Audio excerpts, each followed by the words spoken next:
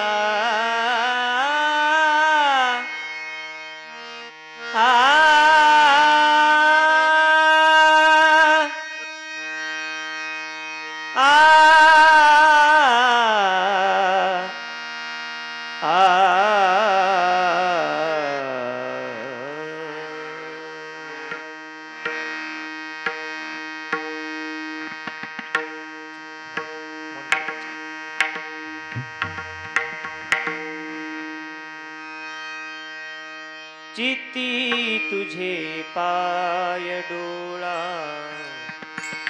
कृपाची धान चित्ती तुझे पाय डोळा कृपाची धान चित्ती तुझे पाय डोळा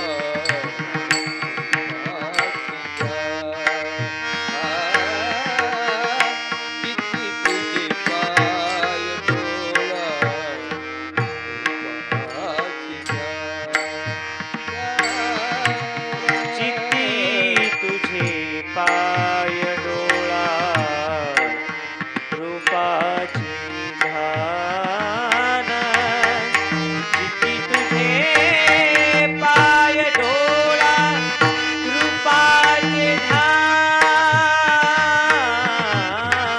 चित्ती तुझे पाय डोळा रूपाचे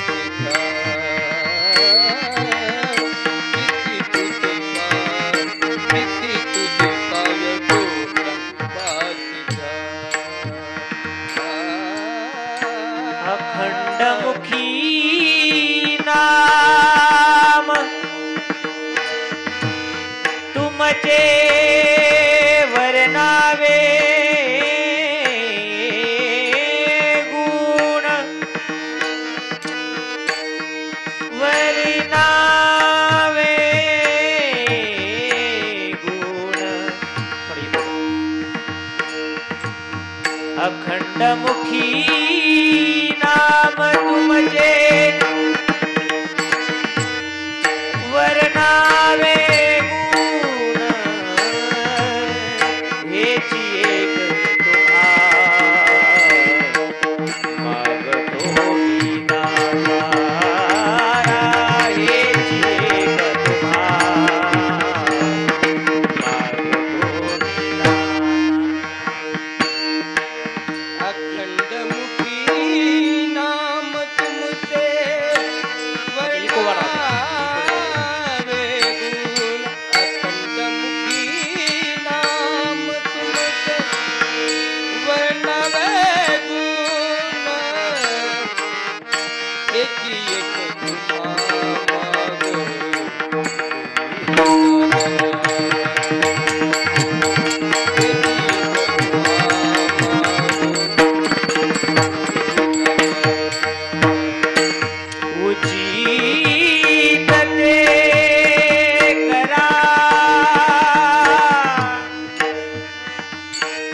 भाव जानो निखरा उचित ते करा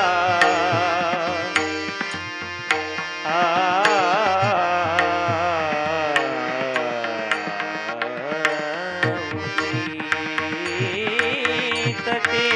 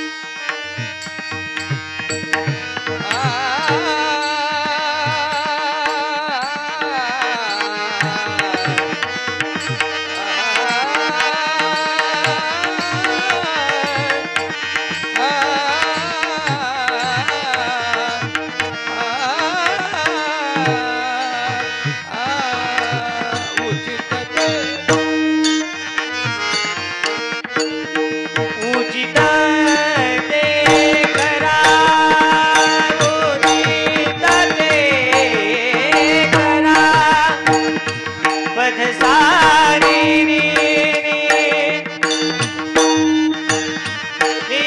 धनी धपा धम पग गमधा गपनी गपसा उचित ते करा उचित ते करा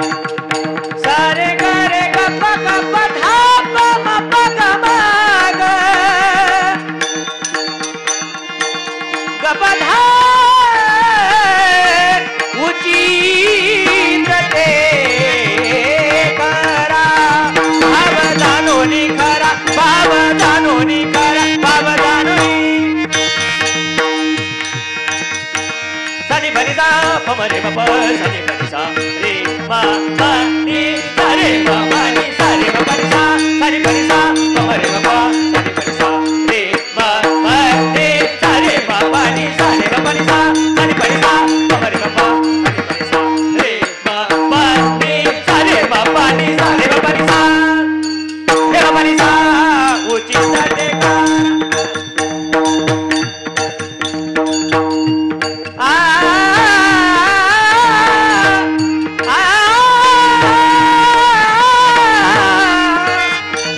Hey!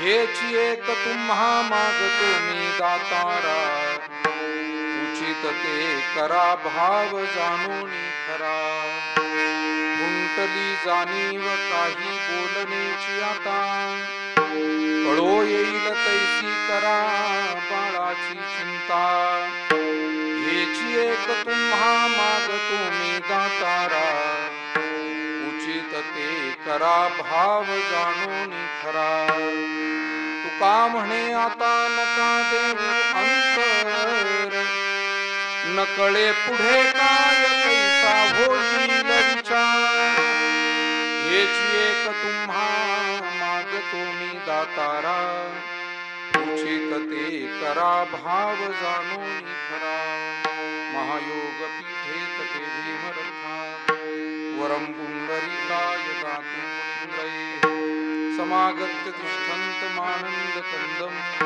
परब्रह्मलिंगम भजे पांडुरंगम जयांचे केलिया स्मरण होय सकळ विद्येंचे अधिकरण तेचे बंधू श्री चरण श्री गुरूंचे ते नमस्कारोनी आता मस्तक हे पायावरी मस्तक हे पायावरी मस्तक हे पायावरी मस्तक हे पायावरी या वारकरी संतांच्या वारकरी संतांच्या वारकरी संतांच्या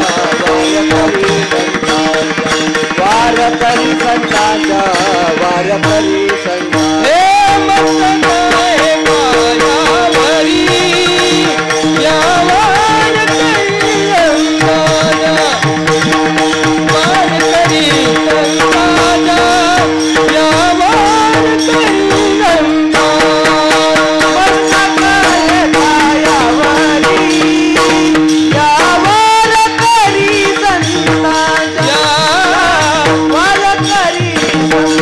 संतांच्या या वारकरी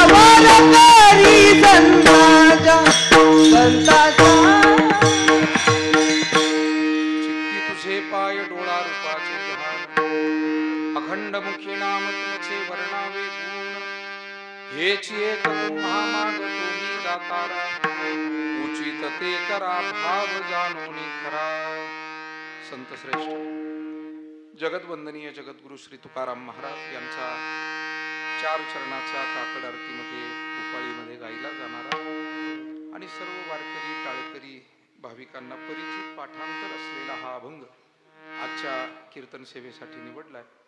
जगद्गुरु तुकाराम महाराज भगवान परमात्म्याकडे प्रार्थना करतात की देवा चित्तामध्ये सदैव तुमचं स्मरण असू द्या, तुमच्या पायाचं स्मरण असू द्या, डोळ्यांना सतत तुमचं दर्शन आणि ध्यान घडू द्या आणि मुखामध्ये अखंड तुमचं नाम संकीर्तन गुण संकीर्तन येऊ द्या. महाराज म्हणतात देवा हेच तुम्हाला आग्रहाचं मागणं मी मागतो. माझ्या मनातील भाव खरा आहे हे जाणून आपण माझ्या जीवनामध्ये उचित असं काही करा. देवा तुम्हाला जाणून घेण्यासाठी माझी मती बुद्धी कुंठित झालेली म्हणून खुंटली जाणीव काही बोलण्याची आता देवा आम्ही तुमच्या समोर सामान्य बालक आहोत आणि म्हणून कळो येईल तैसी करा सरते शेवटी महाराजची प्रार्थना करतात ती तुम्हा आम्हा सर्वांच्या दृष्टीने महत्वाची आहे. म्हणे आता नका देऊ अंतर. जीव आणि परमात्म्यामध्ये अंतर पडणं हेच दुःखाचं मूलभूत कारण आहे. म्हणून देवा तुमच्यात आमच्यात अंतर पडू देऊ नका. कारण देवामध्ये सद्गुणांमध्ये आणि भक्तीमध्ये जर जीवनात अंतर पडलं तर नकळे पुढे काय कैसा होईल विचार. विठाला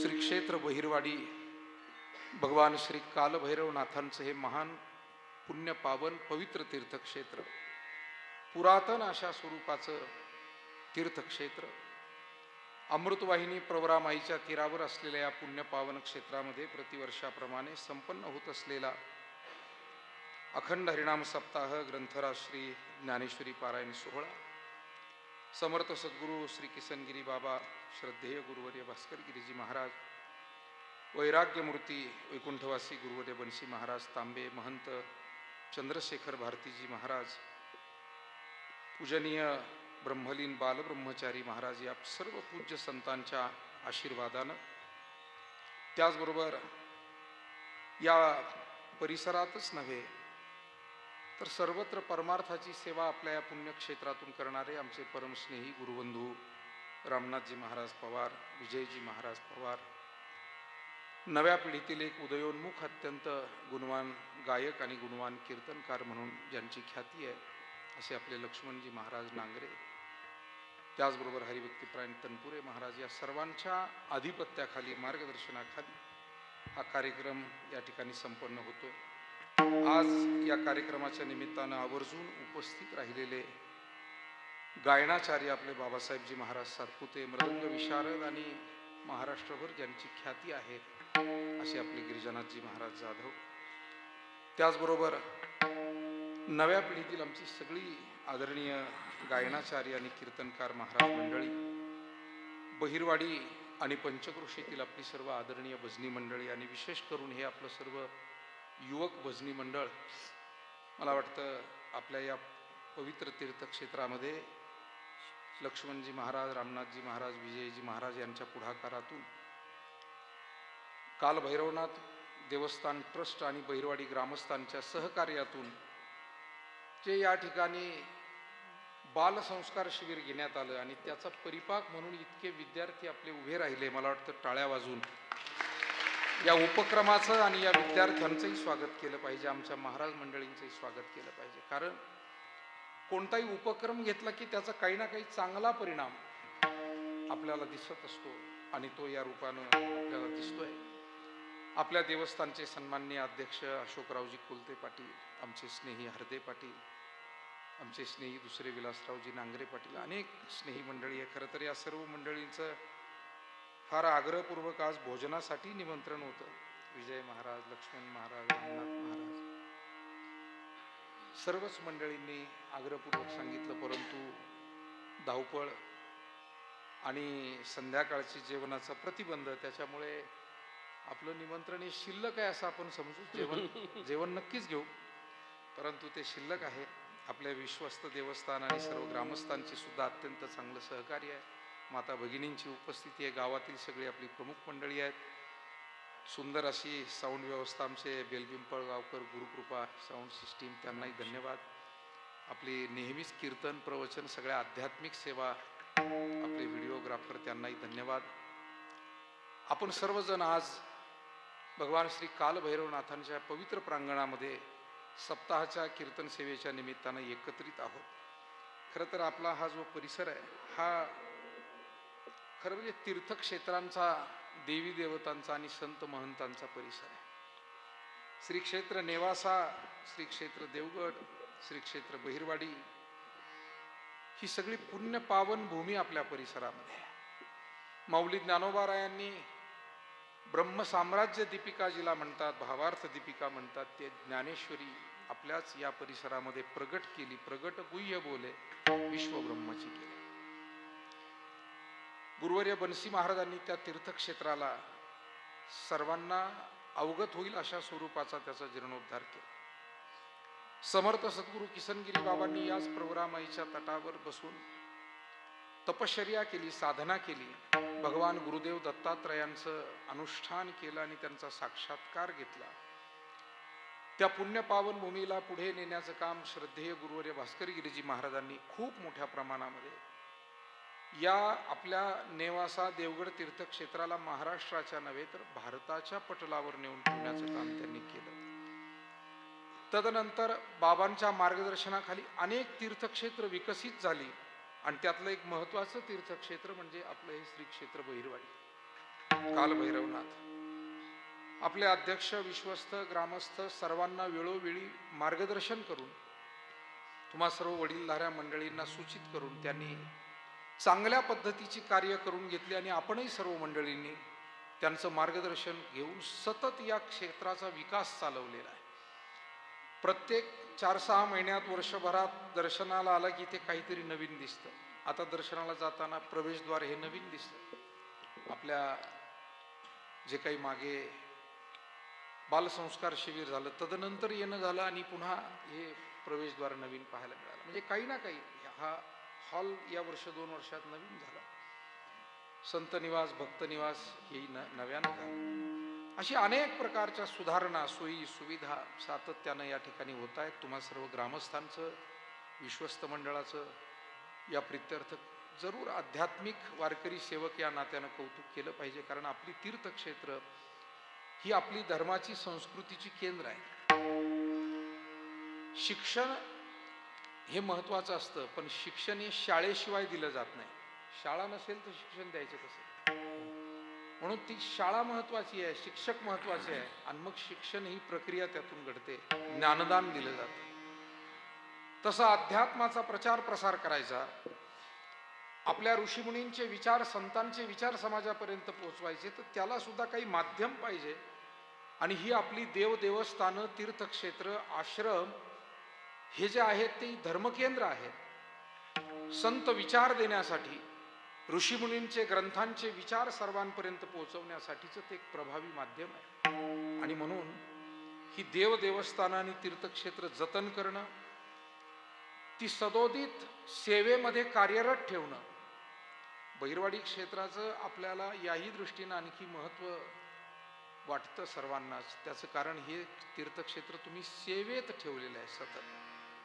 प्रत्येक रविवारी होणारा अन्नदान असेल, प्रतिवर्षी होणारा हरिनाम सप्ताह असेल, पौष महिन्यातली वारी भैरवनाथाची प्रत्येक रविवारची असेल, नंतर पुन्हा एक सप्ताह, मला वाटतं यात्रेचा सप्ताह, म्हणजे अशा पद्धतीनं हा जन्मोत्सवाचा सप्ताह, तदनंतर यात्रेचा सप्ताह, 3 सप्ताह होता, 3 दिवसाचा तो होतो. आणि पुन्हा पौष महिन्यातील रविवार वारीचे 5, कधी 4, कधी 5 अशा स्वरूपाचे. अशा पद्धतीनं सतत सेवा इथे सुरू आहे. आता त्याच्या संस्कार शिबिराच्या उत्सवाची आणखी भर पडली. नाही तर बऱ्याच वेळेला असं घडतं की तीर्थक्षेत्र असतात, बांधकामं असतात, पण तिथे सेवा होत नाही अनेक. पण आपल्या भागाचं हे वैशिष्ट्य आहे, आपलं प्रत्येक तीर्थक्षेत्र हे भजन, कीर्तन, अन्नदान, पारायण, प्रबोधन या सेवेमध्ये आहे. आणि फार महत्वाचं आहे.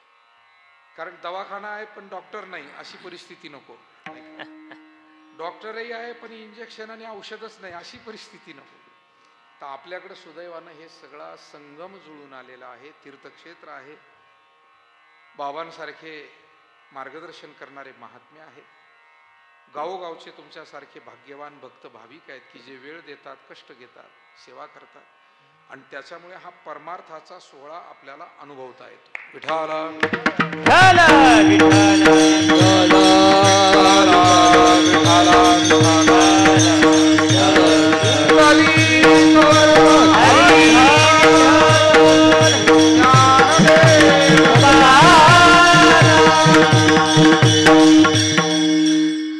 खरं तर अभंग प्रार्थनेचा, मागणीचा आहे, तो 7व्या दिवशी घ्यायला पाहिजे. परंतु आता परमेश्वराच्या दरबारात आपण आहोत, काय नेमकं वर्णन करायचं, काय सेवा करायची, तर भगवंतालाच काही प्रार्थना होईल अशा स्वरूपाचा विषय असावा. आणि म्हणून थोडंसं नियमाला बाजूला थोडंसं करून आज आपण भैरवनाथाच्या चरणी, पांडुरंगाच्या चरणी ही प्रार्थना या अभंगाच्या माध्यमातून करतो. मनुष्याला जसं शरीर मिळालंय तसं अंतकरण चतुष्टय सुद्धा एक आहे. मन, बुद्धी, चित्त आणि अहंकार, याला अंतकरण चतुष्टय म्हटलेलं आहे. आणि जशा शरीराच्या काही गरजा आहेत तशा अंतःकरणाच्या सुद्धा काही गरजा आहेत, त्याची काही भूक आहे. शरीराला आरोग्य अबाधित राहण्यासाठी काही संयम नियम पाहिजे, आहार विहार पाहिजे. युक्तहार विहारस्य युक्त चेष्टस्य कर्मसु युक्त स्वप्नावबोधस्य योगो भवति दुःखः. मानसिक आणि शारीरिक आरोग्य अबाधित ठेवण्यासाठी काही गोष्टींची आवश्यकता आहे. मग शरीरासाठी जसं काही पोषण पाहिजे, अनेक गोष्टीचं पाहिजे. ध्यानात घ्या, पाणी पाहिजे, ऑक्सिजन पाहिजे, अन्न पाहिजे, सूर्यप्रकाशही पाहिजे. सूर्यप्रकाश जर माणसाला नाही मिळाला तर डॉक्टर म्हणतात तुमचं ड जीवनसत्व कमी पडलं, आणि मग थरकाप होण्यासारखे वगैरे वेगवेगळे आजार आपल्याला होत असतात. म्हणून आपण जसं जलस्नान, पाण्याचं स्नान करतो, तसं सूर्यस्नान सुद्धा आपल्याकडे सांगितलेलं आहे. उन्हामध्ये काही वेळ घालवणं, आता शेतकऱ्यासाठी तर हे काही वेगळं सांगायची गरज नाही. शेतकऱ्याला उन्हातच राहावं लागतं, कष्ट करावे लागतात, माता भगिनी, पुरुष मंडळी, तरुण मंडळी सगळेजण कष्ट घेतात, पण शरीराच्या पोषणासाठी नाही, माणसासाठीच नाही, अनेक प्रकारचे पशु पक्षी प्राणी आणि वनस्पतीच्या सुद्धा वाढीसाठी ऊन गरजेचं आहे. आपल्याला माहिती आहे की आपण काही पीक पेरलं आणि बराच काळ जर ऊन पडलं नाही तर ते सुद्धा पिवळं पडत असतं, रोगराई पडत असते. शरीराच्या पोषणासाठी काही घटक गरजेचे आहे, तसे अंतःकरणाच्या पोषणासाठी सुद्धा काही गोष्टी आवश्यक आहे. अंतःकरणाची भूक नेमकं काय आहे? अंतःकरणामध्ये प्रेम हवं, श्रद्धा हवी, भक्ती हवी, भाव हवा. आणि तो भाव म्हणजे सद्भाव, आदरभाव, प्रेमभाव, श्रद्धाभाव, भक्तिभाव. या सगळ्या सद्भावना अंतःकरणात पाहिजे, म्हणजे माणसाला स्वस्थ वाटतं, निवांत वाटतं, आनंदित वाटतं, उल्हासी वाटतं. पण सद्भावनेची जागा जर सद्भावनेनंच आपण भरली नाही तर ती जागा दुर्भावनेनं भरली जात असते. आपल्याला माहिती आहे, कोणती गोष्ट रिकामी ठेवली कि मग त्याच्यामध्ये काहीतरी, घरामध्ये जर आपण झाडझूड केली नाही, माणसं त्यात राहिली नाही, जाळे जळमट होतात, नाना प्रकारचे जीवजंतू तिथे वाढतात. माणसाचा रहिवास असला तर ते घर स्वच्छही राहतं, सुंदर राहतं, चांगलं राहतं. तसं या अंतःकरणामध्ये तिथे जागा नाही दिली तर तिथे अहमभाव निर्माण होईल, द्वेषभाव निर्माण होईल, मत्सरभाव निर्माण होईल, आणि या सगळ्या दुर्भावना माणसाच्या जीवनाला अधोगतीकडे घेतात. म्हणून संत महात्मे फक्त शारीरिक आरोग्याविषयी जागरूक नाही आहे, ते मानसिक आरोग्याविषयी सुद्धा अत्यंत सावध आहे, आणि त्याविषयी सतत ईश्वराकडे प्रार्थना करतात, किंबहुना स्वतःही तशा पद्धतीची साधना आणि प्रयत्न करतात. फक्त देवाकडेच प्रार्थना करावी असं नाही, आपण स्वतःही काही गोष्टीमध्ये सावध असावं, सजग असावं, आणि तेवढ्यानं नाही भागलं तर मग ईश्वराची प्रार्थना. जिथे प्रयत्न कमी पडतात तिथे प्रार्थना जन्माला येते, तिथून प्रार्थना सुरू होते. आता प्रयत्न न करता केलेली प्रार्थना ही देवाला मान्य होत नाही. आपण प्रयत्न करावे, नाही तर काही माणसं आळशी असतात. म्हणजे एका माणसानं दुपारपर्यंत स्नानच केलं आणि त्याला विचारलं, अरे दुपार भरली अजून आंघोळ नाही तुझी, काय झालं? तो म्हणला, आज काही देवाची कृपा माझ्यावर दिसत नाही. आता देवानं काय याला पाणी आंघोळीला आणून द्यावं, याची पाठ घासून द्यावी, करावं काय देवानं? म्हणून आपण आपल्या हातानं होण्यासारख्या ज्या गोष्टी आहे, आपल्याला जे काही सामर्थ्य, शक्ती देवानं दिली, बुद्धी दिली, तेवढ्या गोष्टी आपण जरूर कराव्यात. पण जिथे आपले प्रयत्न पुरे होत नाही तिथे ईश्वराची प्रार्थना करावी, मग नक्कीच तो आपल्याला मदत करेल. जसं विद्यार्थी जर अभ्यासू असेल आणि तो खूप चांगल्या पद्धतीने अभ्यास करत असेल, मग त्याला जर एखादी अडचण आली तर त्याचे गुरुजी, त्याचे शिक्षक, शिक्षिका त्याला जरूर मार्गदर्शन करतात, त्याला मदत करतात. पण जो आळशी आहे, काहीच लिहित नाही, काहीच वाचत नाही, तो जर एखादी शंका घेऊन गेला तर गुरुजी म्हणतात, तुझा वेळ वाया घालू नको आणि माझा वेळ वाया घालू, कारण तुला सांगून काही फरक पडणार नाही, तुझ्या डोक्यात काही शिरणार नाही आणि माझा वेळ वाया गेल्याशिवाय राहणार. तसं देव सुद्धा आम्ही ज्या वेळेला त्याच्या दारामध्ये जातो त्यावेळेला तो आमचा भाव पाहतो, श्रद्धा पाहतो, आणि मग काही कमतरता असेल तर तो जरूर आम्हाला आशीर्वाद देतो. म्हणून जगद्गुरु तुकोबाराय हे सेवा, साधना, चिंतन करणारे महात्मे होते, हे आपण पहिलं ध्यानात घेऊ. महाराज स्वतःची साधना काय हेही सांगतात. आम्ही नामाचे धार, आम्ही नामाचे धारक, नेनो प्रकार अनेक, नेनो प्रकार अनेक, सर्व भाविक, सर्व भाविक, विठ्ठलाची प्रमाण, विठ्ठलाची प्रमाण,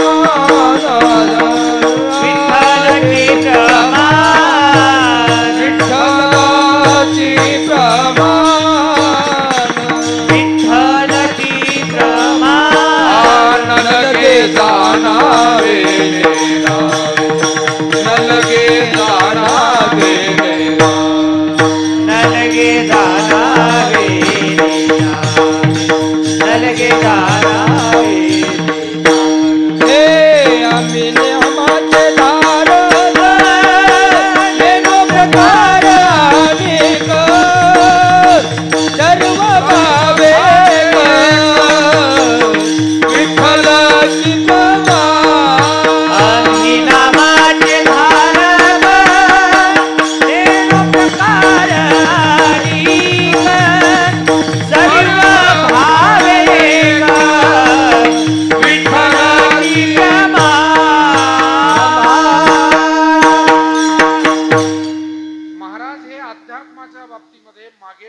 ते सतत साधणारच आहेत.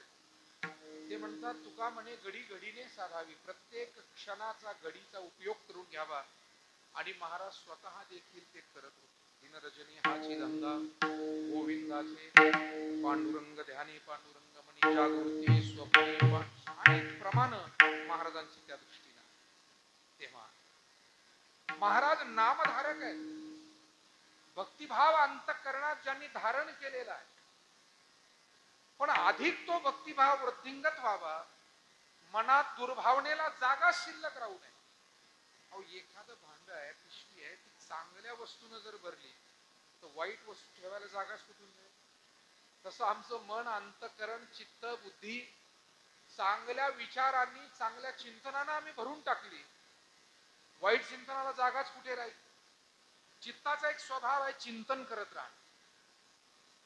आणि चिंतन करता करता जर का त्याला अधिक वेळ मिळाला तर मग ती चिंता करू लागते. चिंतनाला जर चांगले विषय दिले नाही, म्हणून चित्तामध्ये शेतकऱ्यानं शेतीचं चिंतन करावं, व्यापाऱ्यानं व्यापाराचं करावं, अभ्यासकानं अभ्यासाचं करावं, वेगवेगळ्या काही काम करणाऱ्या माणसाने त्या कामाचंही काही चिंतन करावं. ती जरूर चांगलीच गोष्ट आहे, ती काही वाईट नाही.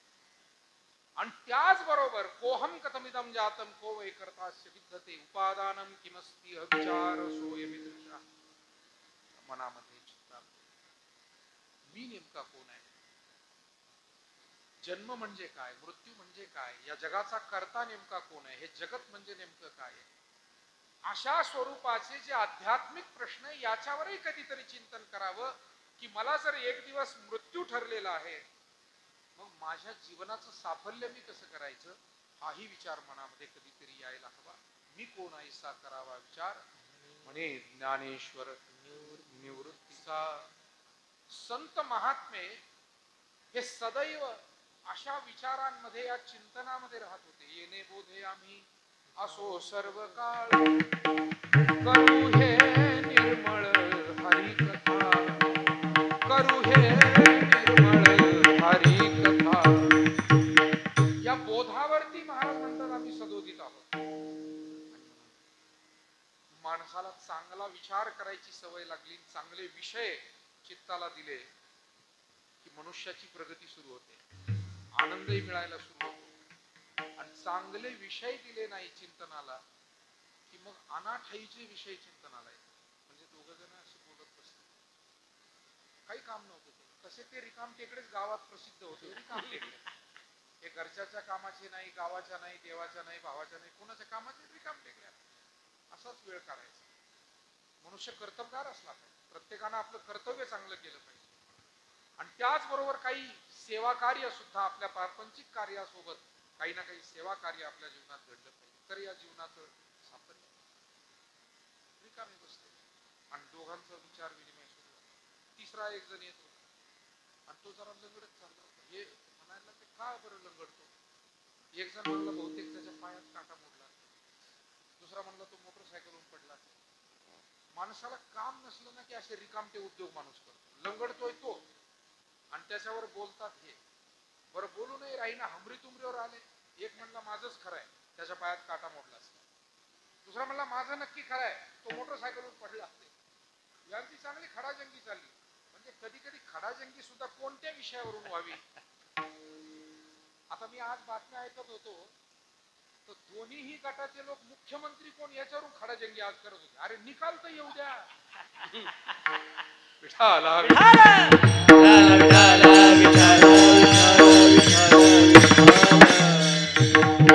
दुपारी कीर्तन करून निघालो म्हणून सहज बातम्या पाहत चाललो. भांडण कशाचं चाललंय? भांडण चाललं चांगलं कॅमेऱ्यावर. हा म्हणतो नाही नाही अजून ते नंतर ठरेल. एक जण म्हणतो नाही नाही आमचाच होईल. दोन्ही गटात चाललंय, महायुतीतही चाललंय, महाआघाडीतही. मला मोठी गंमत वाटली. म्हणजे मी आमच्या जुन्या वाडवडील माणसांकडून एक गोष्ट ऐकली. म्हणाले म्हातारा म्हातारीचं भांडण चाललं.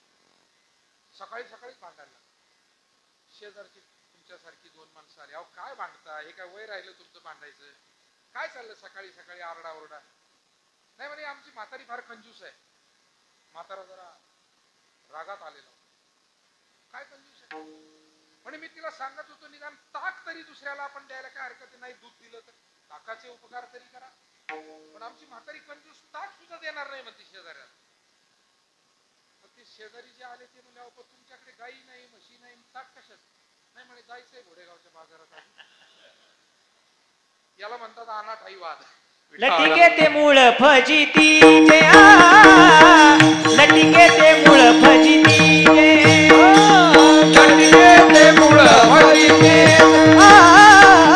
लटिके ते मूळ फजिते विचार करीता वाया जाय का विचार करीत वाया जाय का विचार करीता वाया जाय का विचार करीत वाया जाय का लटिके ते मूळ फजितीचे लटिके ते मूळ फजितीचे लटिके ते मूळ फजिते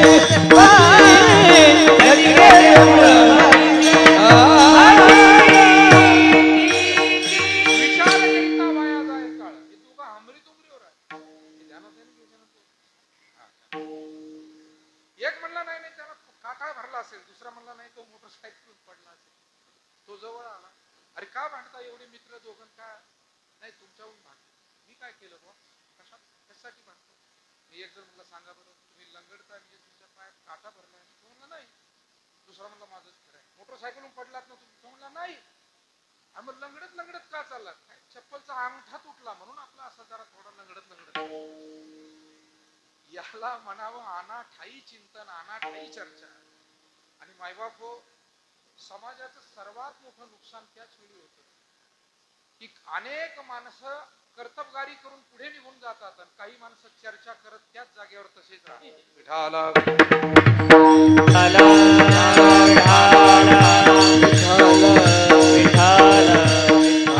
आपल्या चित्ताला आपणच चांगले विषय पुरवले पाहिजे ज्याच्यामध्ये आपलं हित असेल ज्याच्यामध्ये समोरच्याचं हित असेल ज्याच्यामध्ये आपल्या संप्रदायाचं धर्माचं राष्ट्राचं हित असेल असे चांगले योग्य विषय चिंतनासाठी या चित्ताला जर पुरवले तर ते अनाठाई चिंतन करणार नाही आणि म्हणून संत महात्म्यांनी नेहमीच या चित्ताला ईश्वराचं चिंतन करायला लावलं समाज हिताचं चिंतन करायला लावलं अनेक विषयावर प्रबोधनाविषयीचं चिंतन करायला लावलं आज जगद्गुरु तुकाराम महाराज पांडुरंगासमोर उभे आहे आणि देवाला प्रार्थना करतात देवा या चित्ताला काही वावग चिंतन करायला वेळच मिळू नये म्हणून एक करा सदैव तुमच्या पायाचं चिंतन घडू द्या डोळ्यांना तुमचं दर्शन आणि ध्यान घडू द्या आणि मुखाला सदैव तुमचं नामस्मरण आणि गुणगान गाण्याची संधी मिळू द्या अभंगाचं पहिलं ते तुझे पाय डोळा रूपाचे ध्यान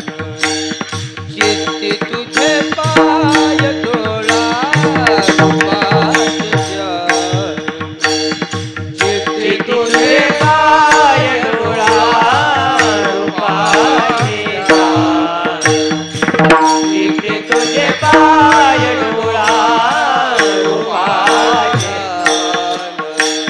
अखंड मुखी नाम तुमचे वर्णावे गुण अखंड मुखी नाम तुमचे वर्णावे गुण याची एक तुम्हा माग होवे दादा याची एक तुम्हा माग होवे दादा अखंड मुखी नाम तुझे वर्णावे गुण अखंड मुखी नाम तुझे वर्णावे एक तुम्हा माग होय दादा एक तुम्हा माग होवे दादा हे चित्ती तुझे पाय डोळा रूपाचे जाण अखंड मुखी नाम तुमचे वर्णावे गुण अखंड मुखी नाम तुमचे वर्णावे गुण चित्ती तुझे पाय डोळा रूपाचे ध्यान अखंड मुखी नाम तुमचे वर्णावे गुण अखंड मुखी नाम तुमचे वर्णावे वर्णावे जगद्गुरु तुकोबारायांनी प्रार्थना पांडुरंगासमोर केली मला वाटतं कुठल्या कुठल्याही देवी देवते समोर गेल्यानंतर नेमकं काय सांगावं, काय मागावं, काय प्रार्थना करावी यासाठी सुद्धा एक शहाणपण लागतं बरं. नाही तर बऱ्याच वेळेला देव प्रसन्न होतो, पण त्याला नेमकं काय सांगावं, त्याला नेमकं काय. म्हणजे एक असा मनुष्य होता की त्याला देव प्रसन्न, बिचारा गरीब होता. देव प्रसन्न झाल्यावर सांगितलं काय पाहिजे ते माग, आणि गडबडला. बऱ्याच वेळेला माणसांचं असं होतं की नेमक्या वेळी माणूस गडबडतो, काय बोलायचं तेच राहून जातं. गडबडला, काय सांगावं आता, देव प्रसन्न झाला. मग त्या गडबडीत त्याला समोर डोंगर दिसला. म्हणजे देवा हा डोंगर सोन्याचा करून द्या. देव म्हणले तर काय हरकत नाही, तू म्हणतोय तर हा डोंगर मी तुझ्यासाठी सोन्याचा करतो. आणि पाहता पाहता त्याला तो डोंगर सोन्याचा दिसू लागला. पण त्याच्यानंतर देव अंतर्धान पावले आणि तो पुन्हा खूप चिंताक्रांत होऊन बसला. एक कुणी सज्जन माणूस रस्त्याने येत होता, त्याने विचारलं, का फार चिंता दिसते तुमच्या चेहऱ्यावर, का? काय नाही, मी देवाची प्रार्थना करत होतो. चांगली गोष्ट आहे, देव प्रसन्न झाला, आणखी चांगली गोष्ट आहे. देवानं मला सोन्याचा डोंगर दिला, अहो ही तर फारच चांगली गोष्ट आहे. चिंता कशाची करताय? माझ्याकडे बैलगाडी नाही, ट्रॅक्टर नाही, हे वाहून कसं नेऊ याची मला चिंता आहे. मी तुम्हाला सांगू का, मूर्खांना काही मिळून सुद्धा उपयोग नाही. विठाला विठाला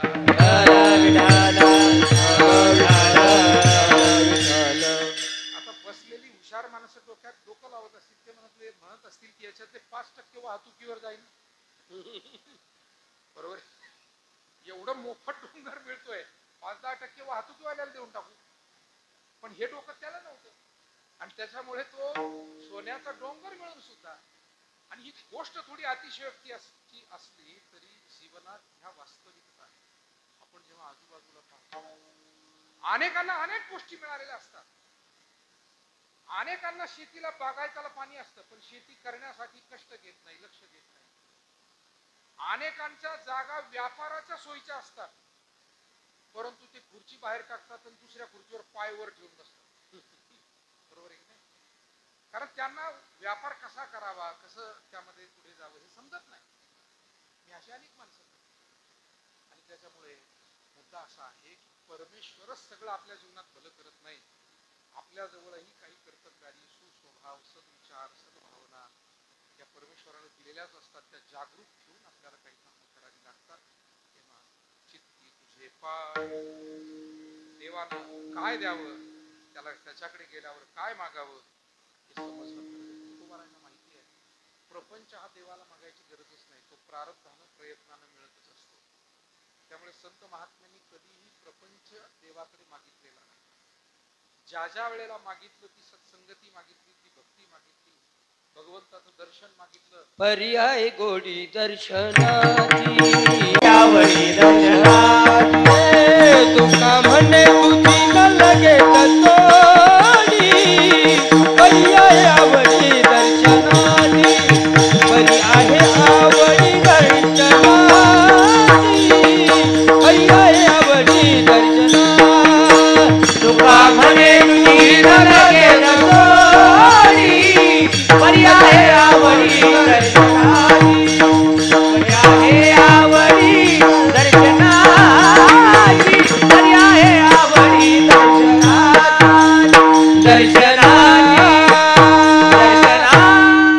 तुका म्हणे तुझी न लगे दसोडी. तेव्हा काही नको आम्हाला तुझ्याकडे व्यवहारात, पर्याय आवडी दर्शनाची. भगवंताचं स्मरण टिकून राहिलं की जीवनात आनंद टिकून राहील. आणि मला वाटतं सगळ्या गोष्टी ज्या आहेत त्या आनंदासाठी चाललेल्या. मनुष्य धन मिळवतो आनंद मिळावा म्हणून, ज्ञान मिळवतो आनंद मिळावा म्हणून, मान मिळवतो आनंद मिळावा. मान कशासाठी आहे? ज्ञान कशासाठी? आनंद प्राप्ती. धन कशासाठी? आनंद प्राप्ती. पुण्य कशासाठी? आनंद प्राप्ती. पण या गोष्टी मिळूनही जर आनंद नाही मिळाला तर समजायचं आपल्याला मिळूनही काही मिळालं नाही. ज्ञान मिळालं पण आनंदच मिळाला नाही, धन मिळालं पण आनंदच मिळाला नाही, मान मिळाला आनंद मिळाला. त्याचं कारण आहे, आनंद हा जोपर्यंत आपलं चिंतन सुधरत नाही, आपला दृष्टिकोन सुधरत नाही, तोपर्यंत आनंद हा मिळत नाही. आणि एकदा चिंतन सुधारलं, दृष्टिकोन सुधारला कि मग दुःख ते देईल सर्व सुख फळ, होतील शीतळ अग्नी ज्वाळा. ज्या माणसांचे विचार सकारात्मक झाले, ज्यांचं चित्त समाधान स्थितीला पावलं, त्यांना दुःखाची सुद्धा ताकद नाहीये दुःख देण्याची. महात्म्यांना दुःख सुद्धा दुःख देऊ शकलं. तुकाराम महाराजांच्या चरित्राचा विचार आपण केला, कोणाही संतांच्या चरित्राचा विचार केला तर त्यामध्ये अनेक मान अवमानाचे प्रसंग आले, नफ्या तोट्याचे प्रसंग आले, सुख दुःखाचे प्रसंग आले, पण त्यांचं समाधान टिकून राहिलं, कारण त्यांचं चित्त ईश्वर चिंतनात गुंतलेलं होतं. म्हणून फक्त प्रपंचाचं चिंतन आपण करत राहिलो तर समाधान बिघडत राहतं. माणसानं करावा प्रपंच, पण चिंतन मात्र ईश्वराचं करा. मामनुस्मर युद्धाचं काय मंत्र दिलाय अर्जुनाला, आणि अर्जुनाच्या निमित्तानं आम्हा सर्वांना, तुम्हा आम्हा सर्वांना भगवान म्हणाले, अर्जुना तुला जर हे जीवन सुखी यशस्वी, तुझं कर्तृत्वही तुला चांगलं करायचं असेल आणि तुझं आध्यात्मिक जीवनही तुला सुधारायचं असेल तर तू दोन्ही गोष्टी केल्या पाहिजे. युद्ध हे तुझं कर्तव्य आहे, कर, आणि माझं स्मरण करत राहा. युद्ध केलं की तुझ्या कर्तव्यपूर्तीच तुला समाधान मिळेल, आणि माझं स्मरण करत राहिला तर दुःखावर मात करण्याचं आत्मबलही तुझं. मामनुस्मर युद्धच. आणि आपल्याला संतांनी तोच मंत्र पुढे दिला, तया सर्वात्मका ईश्वरा स्वकर्म कुसुमांची वीरा, पूजा केली होया पारा दोषाला. माऊली म्हणतात आपली कर्मरूपी फुलं ईश्वराला अर्पण करावी. तुकोबाराय म्हणतात, स्वामी काज गुरु भक्ती, स्वामी काज गुरु भक्ती, स्वामी काज गुरु भक्ती, स्वामी काज गुरु भक्ती, गुरु भक्ती, पितृवचन सेवापती, सेवापती, पितृवचन सेवापती, सेवापती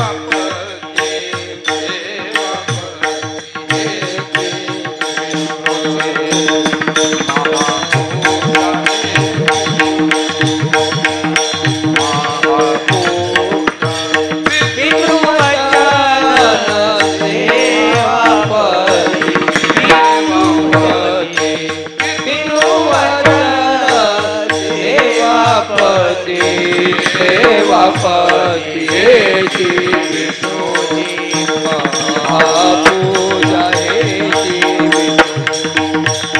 महापूजा स्वामी गुरु भक्ती, स्वामी माझा गुरु भक्ती, पितृवचन सेवापती, हे पितृवचन सेवापती, स्वामी माझा गुरु भक्ती, गुरु भक्ती, पितृवचन सेवापती, पितृवचन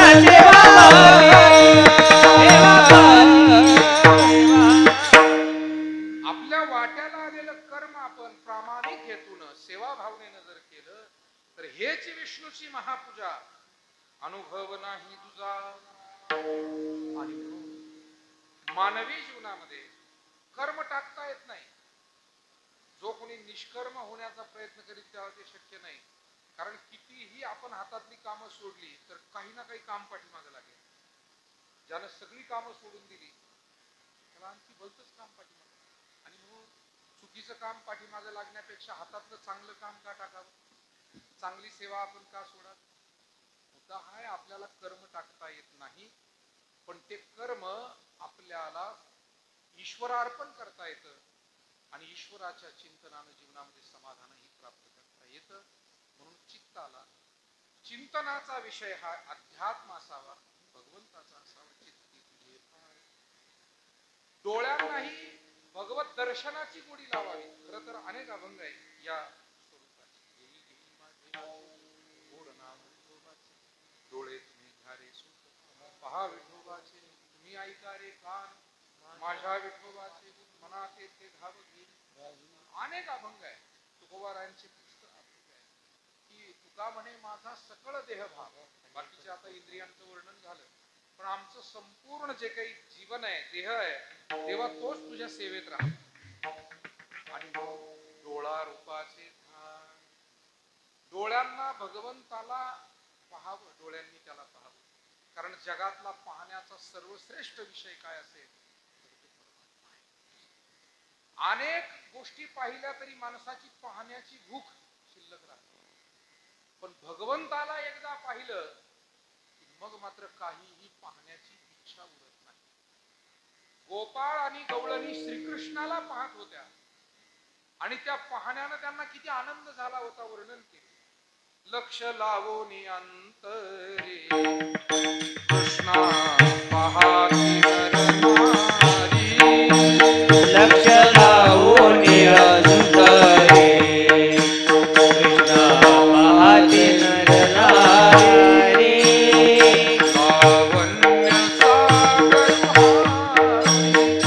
लावण्य सागर हारी परमानंदो परमानंदो छंदे छंदे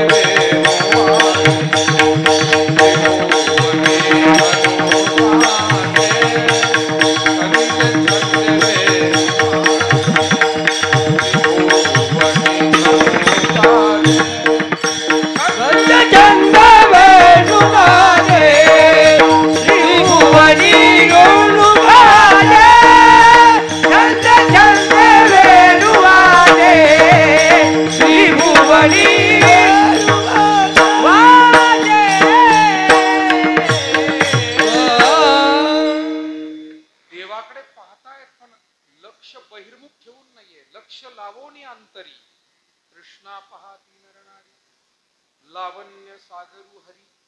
जगामध्ये अनेक ठिकाणी सुंदरता आहे, निसर्गामध्ये आहे, अनेक प्रकारच्या कलाकृतींमध्ये आहे, माणसांमध्ये आहे.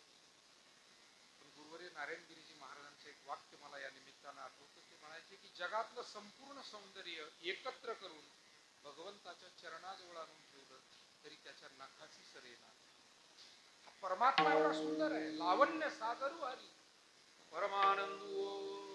त्याच्या दर्शनानं जो आनंद होतो तो सर्वश्रेष्ठ परम आनंद, त्याच्यापेक्षा आता कोणता आनंद शिल्लक नाही. आणि म्हणून पाहण्यासाठीच सर्वात योग्य दर्शन कोणतं असेल तर ते भगवत दर्शन. देहभाव हरपला तुझं पाहता विठ्ठला. आता किती प्रमाण त्या भगवंताला पाहण्याविषयी ज्ञानोबा रायकर म्हणतात, योगिया दुर्लभ तो म्या देखिला साजनी. त्या परमात्म्याला पाहिलं तो योग्यांनाही दुर्लभ आहे. आणि पाहता पाहता मना नपुरे धनी. धनी नाम इच्छा, धनी शब्दाचा अर्थ इच्छा. पाहता पाहता कितीही पाहत राहिलं तर असं वाटतं पुन्हा पाहावं, पुन्हा त्यालाच पाहावं.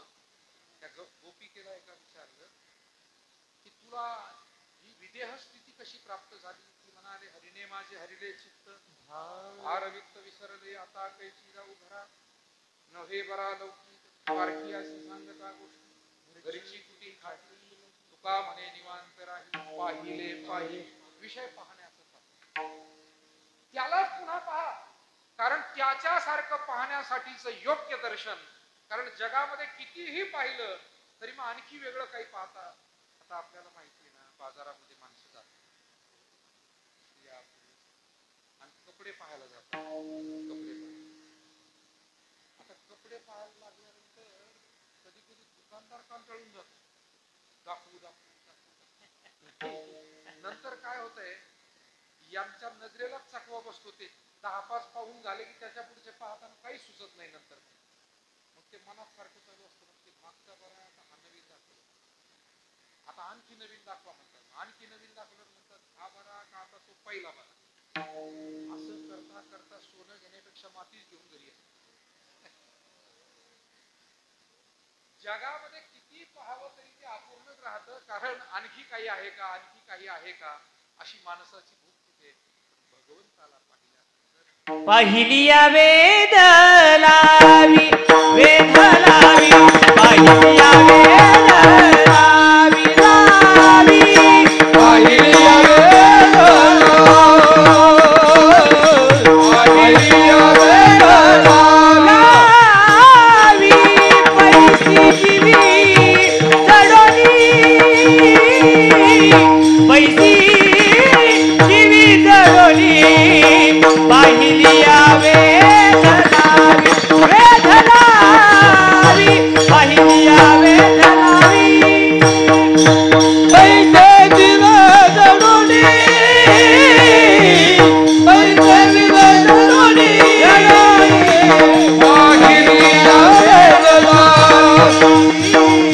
पाहिलिया वेदला पाहिलिया वेदला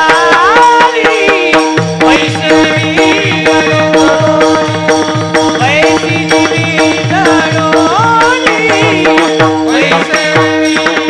पहिलिया वेदला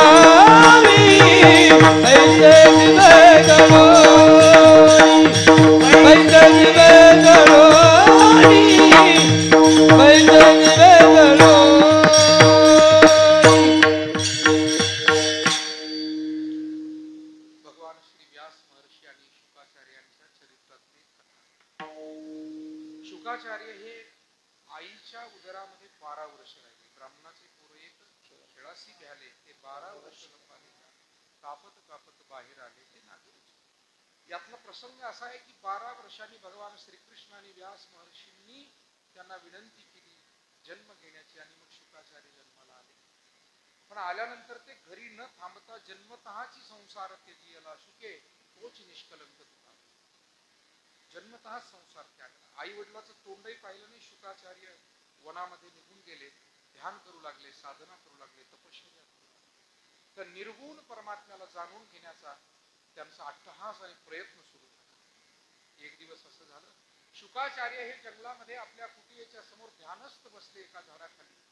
आणि काही लहान मुलं अर्थात जवळपासच्या कुठल्या तरी गाव वस्तीतून आलेली ती काही काठ्या गोळा करत होती यज्ञासाठी लागणाऱ्या समिधा. ती ऋषीमुनींची मुलं होती, ब्राह्मणांची मुलं होती. आणि ती मुलं श्लोक म्हणत होते. शेवटी जे शिकवाल तेच ते म्हणणार आहे. हल्ली श्लोक म्हणा म्हटलं तर ते ध्यानात राहत नाही. गाणे म्हणा म्हटलं तर सगट म्हणून जातात, कारण ते कानावर पडतात. आपण काय कानावर पडू द्यायचं हेही आपण ठरवलं पाहिजे. जगातल्या अनेक गोष्टी कानावर पडतच राहणार आहे. आता त्याला मज्जाव करता येत नाही. पण चांगल्या गोष्टी कशा कानावर पडेल याच्यासाठीही काही प्रयत्न आपण केले.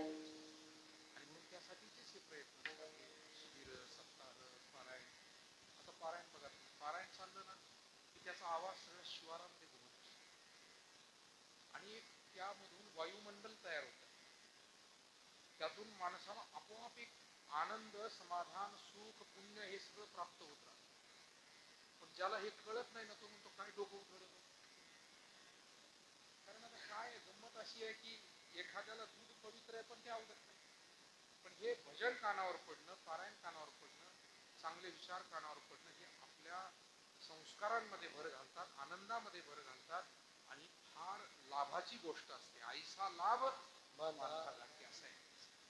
आणि म्हणून मुलं श्लोक म्हणत वंशी भूषितकारान नवनीरदाभात पितांबर तरुणबिंब फलाधरोष्ठात पूर्णेंदु सुंदर मुखादरविंद नेत्रात कृष्णात् परम किमपि तत्त्वमहं न जाने बर्हापीडं नटवरवपुः कर्णयो कर्णिकारं बिभ्रद्वासकनककपिशं वैजयन्तीं च माला रन्ध्रान् वेणोर्हदरसुधिः पूरयन् गोपवृन्दये वृन्दारण्यं स्वपदरमणं पूरयत् गीतकीर्तिः.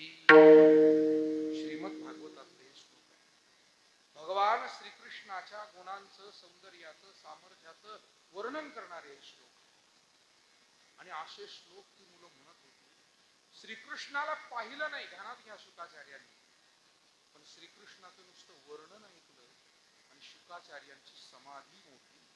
समाधीस्थ बसलेला एक तपस्वी, त्यागी, विद्वान, वैराग्यवान महात्मा. पण तो डोळे उघडतोय आणि पाहतोय की दोन मुलं आहेत. आणि मग त्या पोरांना बोलवलंय, पोराव इकडे. कोणी शिकवलं रे तुम्हाला? आमच्या महाराजांनी शिकवलं, आमच्या गुरुजींनी शिकवलं. काय नाव आहे तुमच्या सद्गुरूंचं? आमच्या सद्गुरूंचं नाव आहे व्यास महर्षी. आणि मग शुकाचार्यांना कळलं की अरे व्यास तर माझे वडील आहे आणि माझ्या वडिलांना हे इतकं चांगलं शास्त्र अवगत आहे हे मलाच माहिती नाही. कधी कधी असंच होतं, तुझे आहे तुझं पाशी परितू.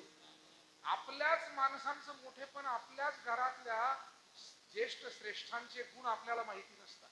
आणि म्हणून बरेच माणसं मी पाहिलेली आहे, वार वडील माणसं जेव्हा स्वर्गवासी होतात ना मग ते म्हणतात आम्हाला आमचे वडील कळलेच नाही.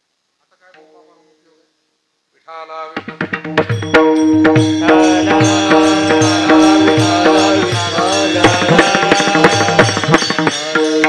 कळलेच नाही हे म्हणणं म्हणजे आपण त्यांना जाणायला शुकाचार्य ते म्हणतात माझे वडील हे इतके महान आध्यात्मिक तत्वज्ञान देतात हे मला माहिती आहे.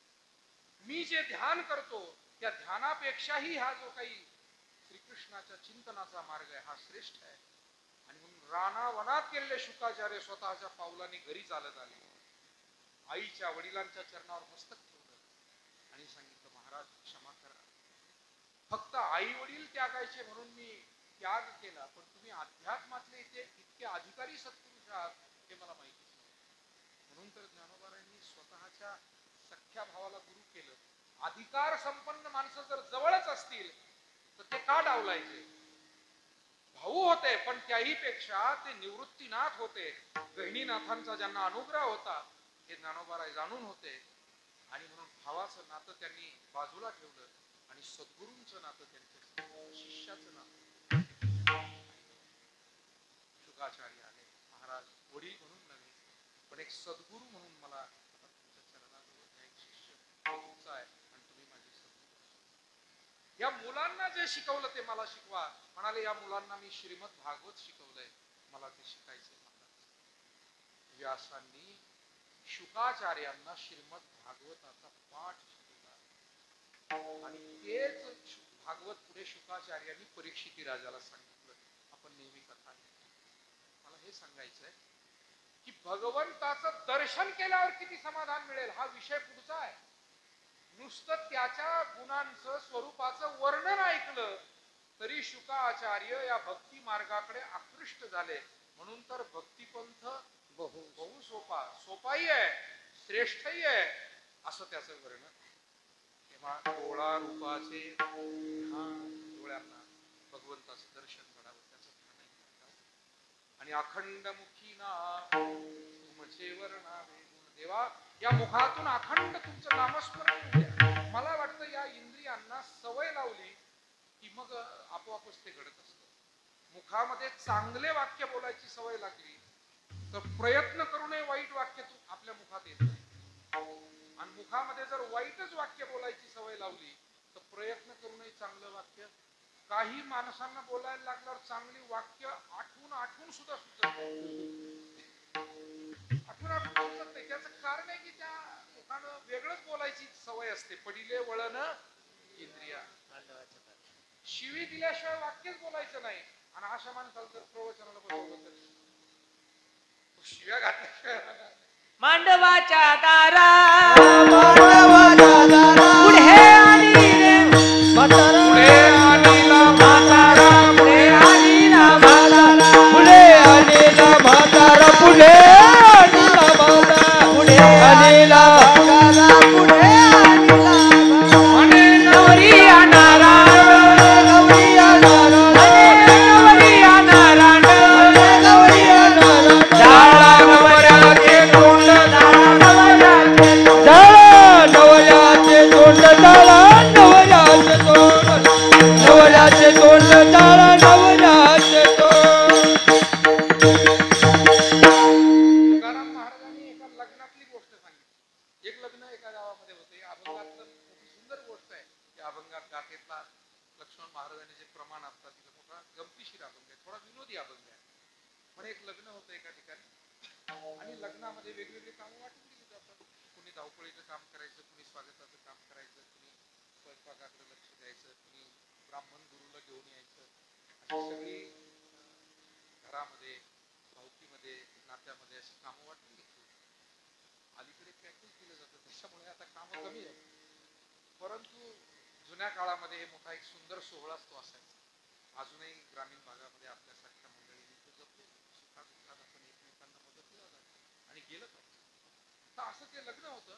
लग्नामध्ये कामं वाटलेली होती. एक जरा वयस्कर माणूस म्हातारा त्याला काम दिलं. म्हणाले तुम्ही काय करा, जरा थोडंसं नियोजन करा, इथे स्वागत कक्षाला थांबा, आलेल्यांना रामराम करा, थोडं लक्ष द्या.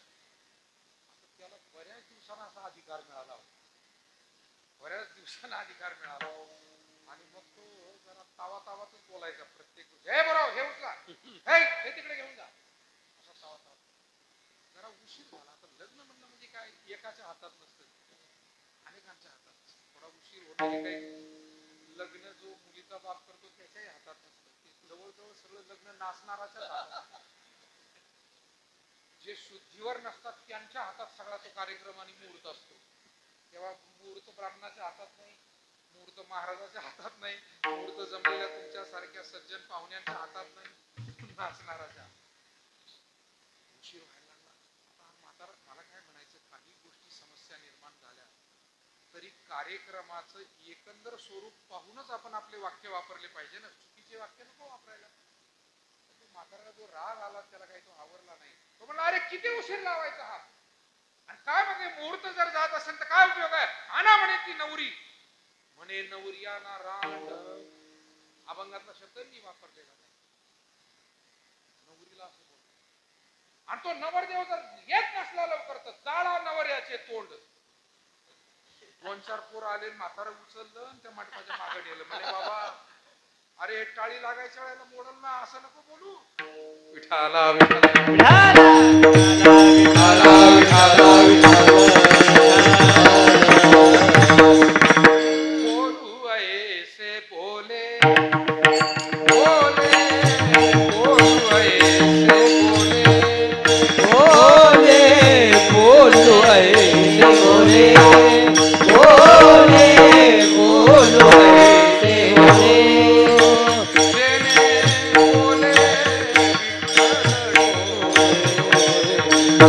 जेने बोले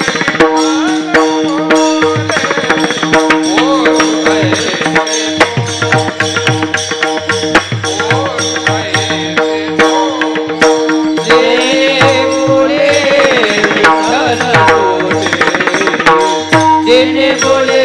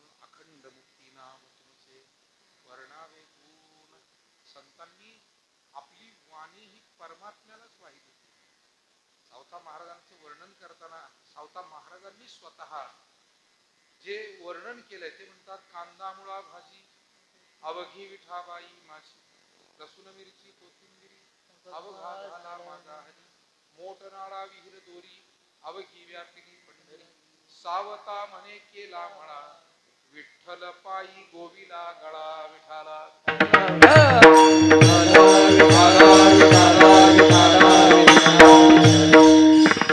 आणि का म्हणे वाचा वाहिली आनंदा. कितीतरी प्रमाण मुखी अमृताची वाणी, मुखी मुखी अमृताची वाणी, मुखी अमृताची वाणी, मुखी मुखी अमृताची वाणी, मुखी मुखी अमृताची वाणी, मुखी मुखी अमृताची वाणी, मुखी मुखी अमृताची वाणी, मुखी मुखी अमृताची वाणी.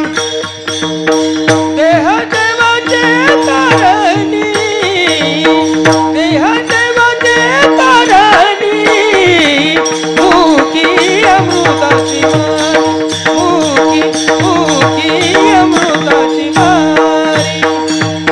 देह देवाचे तारणी, देह देवाचे तारणी, मुखी अमृताची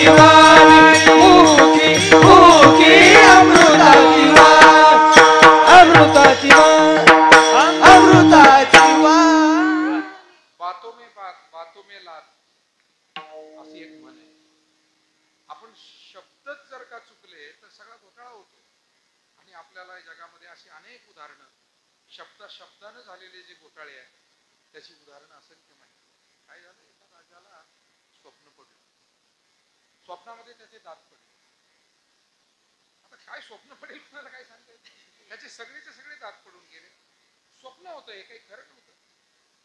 आणि मग दुसऱ्या दिवशी दरबारामध्ये त्यानं आपल्या जाणत्या सगळ्या सहकार्यांना विद्वानांना विचारलं की बाबा हे स्वप्नाचा अर्थ काय होतो नेमकं, स्वप्नामध्ये माझे सगळे दात पडले, असं स्वप्न का पडलं असेल. त्याला जरा विचित्र स्वप्न पडल्यामुळे थोडी भीती वाटली. एक विद्वान ज्योतिषी होता, तो उठला सांगितलं, राजेसाहेब याचा स्वप्नाचा अर्थ थोडा वाईट आहे.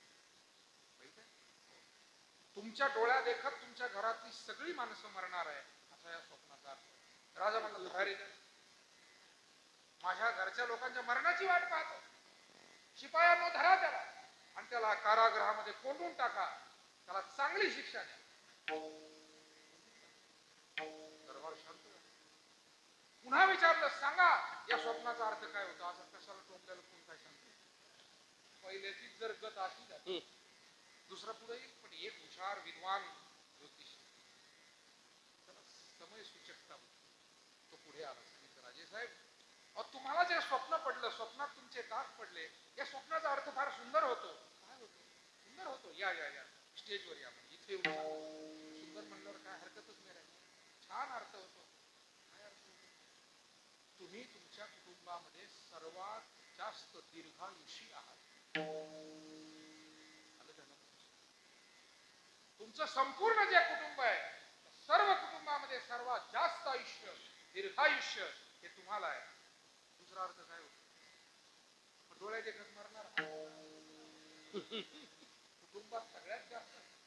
पण राजाला एवढा आनंद वाटला, हे शब्द फक्त बदलले, सिद्धांत तोच सांगितला, पण शब्द बदलले. त्याचा परिणाम राजाने त्याला 1000 सुवर्ण मुद्रा दिल्या. तेव्हा भक्ती अमृताची वाणी,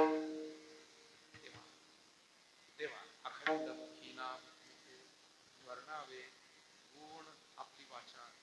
अभद्र गोष्टींमध्ये का आपण तिला खर्च करावा, आपण त्या भाषेचा उपयोग पारायणासाठी करावा. चांगला संवाद साधावा, 2 आधाराचे शब्द इतरांना बोलावे, 2 प्रेमाचे शब्द आपण इतरांना बोलावे. अशा पद्धतीनं आपलं जीवन, ऐहिक जीवन आणि पारलौकिक जीवन, मला वाटतं प्रेमानं बोलाल तर ऐहिक जीवन चांगलं होईल. आणि भक्ती भावानं भगवंताचं गुणानुवाद जर आपण करू तर पारलौकिक जीवन सुद्धा नाम घेता वाया गेला ऐसा कोणी ऐकला. आणि देवा ही प्रार्थना तुमच्याकडे आहे.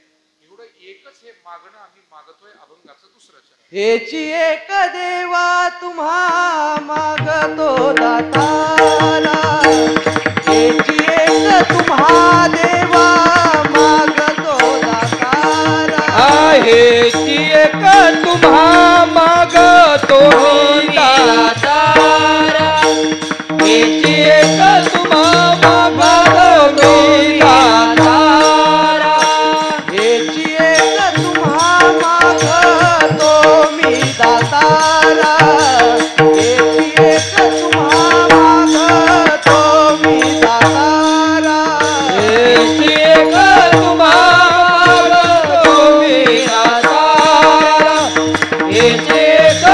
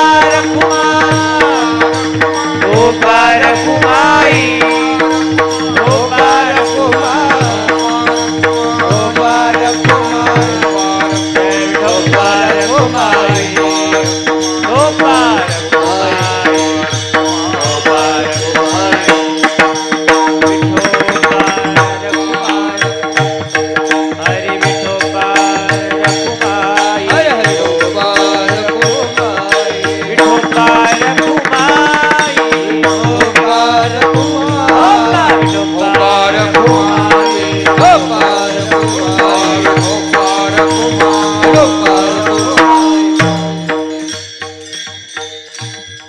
हेची एक तुम्हा माग तुम्ही दातार. देवा हे एवढंच आग्रहाचं एकमेव मागणं तुमच्याकडे आहे. उचित ते करा भाव जाणून खरा. आणि माझ्या जीवनामध्ये उचित असं हे तुम्ही कृपादान करा. पण माझा भाव खरा आहे की नाही हे जाणून मग तुम्ही हे कृपादान करा. मला वाटतं ज्याचा भाव खरा, ज्याची श्रद्धा खरी, त्याला ईश्वर माझ्यावर कृपा करील याच्यात संदेह नसतो. जे विद्यार्थी, ज्या विद्यार्थिनी अभ्यास चांगला करतात त्यांना आपल्याला उत्तम मार्क पडतील याविषयी संदेह त्यांना माहिती निश्चित पडते. तसं जो कोणी शुद्ध भावनेनं, सद्भावनेनं आध्यात्मिक सेवा छोटी मोठी असेल, पण ज्याचा आध्यात्मिक सेवेचा हेतू चांगला आहे, भावना शुद्ध आहे, त्याला परमात्म कृपेविषयी साशंकता नाही. आणि म्हणून उचित ते करा भाव जाणून खरा. याचा अर्थ खोटा भाव सुद्धा असतो का? पुष्कळ चिंतनाचे विषय तो खोटा भाव सुद्धा असतो. अनेकांनी देवाविषयी भाव श्रद्धा दाखवली. मला वाटतं दुर्योधनानं जेव्हा हस्तिनापुरामध्ये श्रीकृष्ण आले, कौरव पांडवांचं युद्ध होऊ नये ते मिटवण्यासाठी विठाला विठ्ठल विठ्ठल